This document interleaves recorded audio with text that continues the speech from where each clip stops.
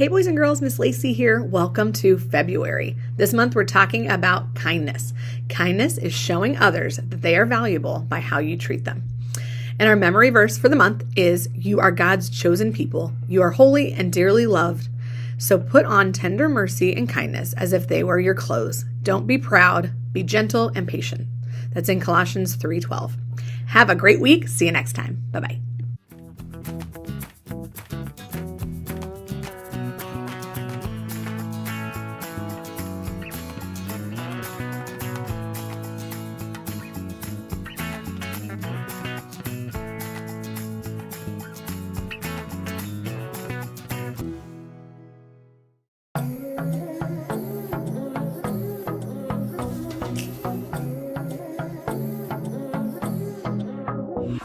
Got a rhythm in my heart and in my soul. Got a reason for this joy I can't control. I wanna sing, I wanna dance, and give everyone a chance to hear about this endless love I know. Oh, what you give to me is not for me to keep. It's for the world to see your love.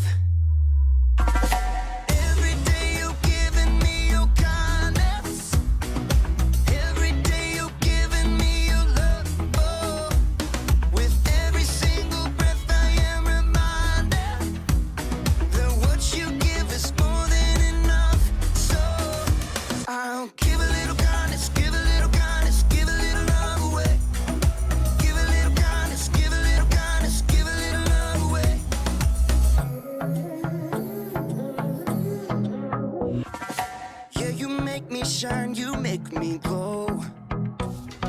You pick me up when I am feeling low. I wanna sing, I wanna dance, and give everyone a chance to hear about this endless love I know.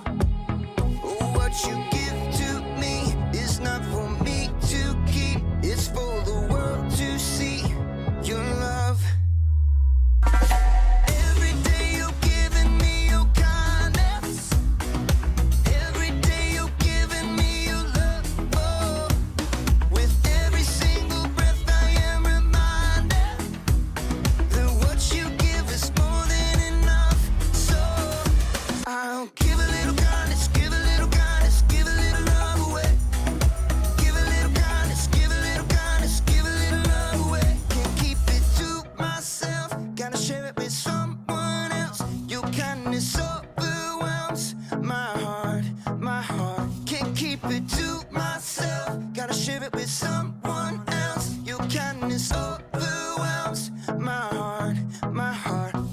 What you give to me is not for me to keep. It's for the world to see your love. Every day you're giving me your kindness. Every day you're giving me your love. Oh, with every single breath I am reminded that what you give is more than enough. So I'll give a little kindness, give a little kindness, give a little love away. Give a little kindness, give a little kindness, give a little love away. Give a little kindness, give a little kindness, give a little love away. Give a little kindness, give a little kindness, give a little love away.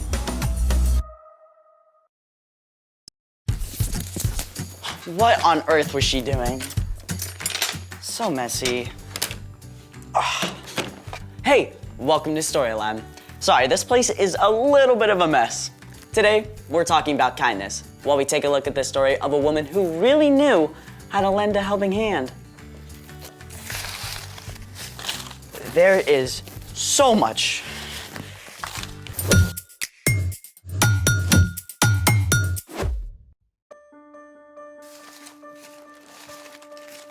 Oh, wow. Thank you for your help. You're welcome. What happened? I had to run to the garden store before they closed. Oh, looks like you've already started. Hi, I'm Skylar. And I'm Sebastian. Today, we're talking about kindness, which is showing others they are valuable by how you treat them. As you've done by cleaning up my mess. Anytime. So what are you making and what did you have to buy? I'm making seed surprises to give away when I go hiking this week. I'll leave them at the trailhead so anyone can take one home. Seed surprise. Yeah. It's something that started in Japan. Seed surprises are actually called suchi dango, which means earth dumplings. So, seedy, earthy dumpling surprises. What's the surprise? An explosion of wildflower beauty. I'm still lost. You can help me put them together and figure it out. Let's make it. In order to make the seed surprises, you need all my leftover construction paper, water, a blender, cheesecloth, wildflower seeds, and some silicone molds.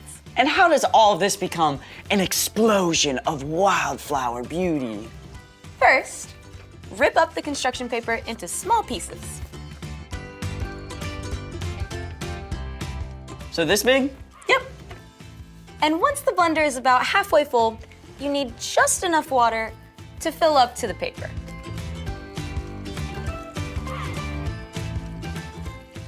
Like this? Exactly. Now, turn it on. And blend until it's a smooth mush. Definitely mushy. Now it's time to strain the water out. With the cheesecloth? Exactly. Ready? Yes.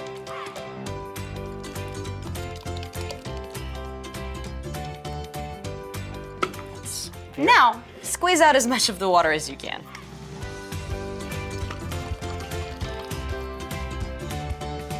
Oh, that looks like modeling clay.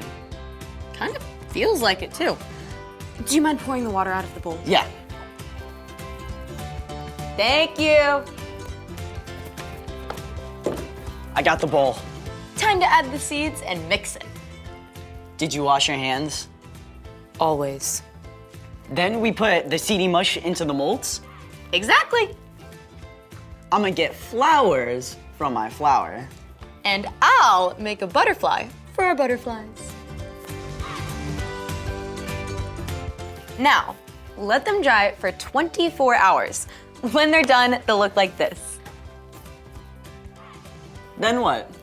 Put them anywhere you want flowers, but do ask permission first. Just toss the seed surprise into a patch of dirt or grass, and as the paper decomposes, the seeds will open and flowers will grow. And it's really cool that it uses up leftover scrap paper. Speaking of gathering leftovers, it's time for The story before the story. Today, we're in the book of Ruth in the Old Testament. After God led the Israelites out of Egypt into the wilderness and finally to the land God had promised to them, the people were ruled by judges. But even in the promised land, the people experienced times when there's very little rain and not enough food. During one of these times, a man named Elimelech and his wife Naomi moved to the land of Moab, where there was more food. They had 2 sons who both married Moabite women. After a few years, the 3 men died and the 3 women were left there on their own, which is where our story starts. Take it away. Hey everyone, I'm Padma. After Elimelech and his 2 sons died, Naomi, Orpah, and Ruth were left alone. But Naomi heard that God had provided food in her homeland, so she decided to travel back to Bethlehem, her hometown. Both of you go back. Each of you go to your own mother's home. You were kind to your husbands who have died. You have also been kind to me. So may the Lord be just as kind to you. No, We're going with you. Why would you come with me? I have nothing to give you. At last, Orpah said farewell and left to return home. But Ruth was not ready to go. don't try to make me leave you and go back. Where you go, I'll go. Where you stay, I'll stay. Your people will be my people. Your God will be my God. Naomi could see that Ruth was not going to change her mind. So together they began the long, dusty journey to Naomi's home. Naomi, is it you? Are you really back? Where's Elimelech? What about your sons? What happened, Naomi? Don't call me Naomi. My life is very bitter. The women were astonished at how Naomi had changed. But Ruth continued to show love and kindness to Naomi. We need food. Let me go out to the fields. I'll pick up the grain that has been left. One of God's laws said that harvesters should always leave behind some grain that their neighbors could gather if they were in need. That's what Ruth was heading out to do. Gathering grain is difficult work. Ruth was in for a long, hard day. Please, may I pick the leftovers? Oh, our master is kind. You may gather anything on the ground that you find. Ruth worked hard in the heat of the day, stopping only once to rest in the shade. As she continued to gather grain, the owner of the field, Boaz, arrived. After Boaz greeted the harvesters, he asked them, "Who is this young woman in the field? I don't recognize her." Oh, that's Ruth. She's from Moab. She came back with Naomi? I know Naomi. Elimelech was part of my family. I will speak with her. Ruth, you are welcome to gather here and in all my fields. When you are thirsty, get water from the water jugs. Rest when you need to. You are safe here. Sir, why are you being so kind to me? I'm not even from here. I've heard about your kindness to Naomi. I know that you left your family and your country. May the Lord reward you for what you have done. Boaz even made sure that his men left extra grain behind for Ruth. When Ruth returned to Naomi that evening, Naomi was amazed to see how much grain she had gathered. Where on earth did you pick up grain today? I went to the field of a man named Boaz. He was very kind to me. Naomi's attitude began to change. May the Lord bless him.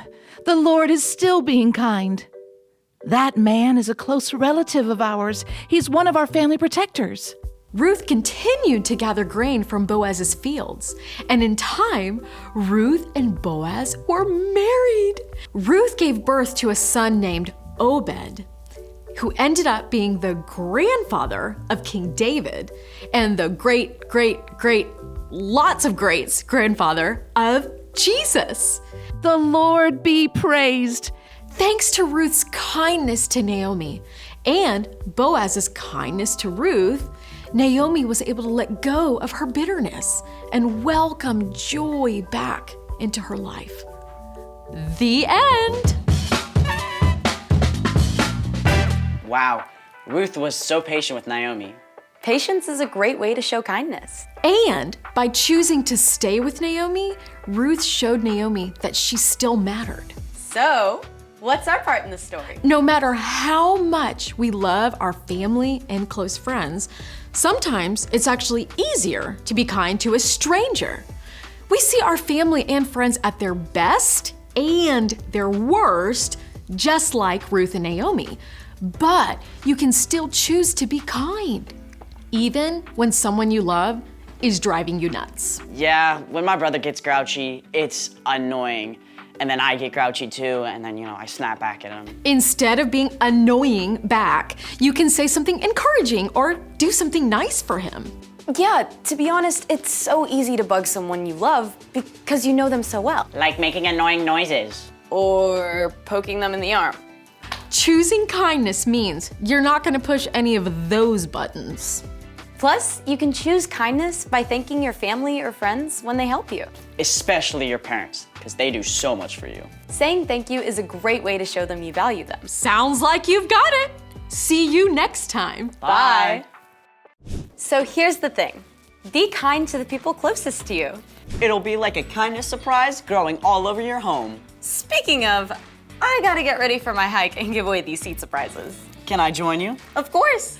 Thanks for joining us in the Story Lab. See you next time. So, what kind of flowers are gonna grow from these? It'll be a surprise, but it'll also be beautiful.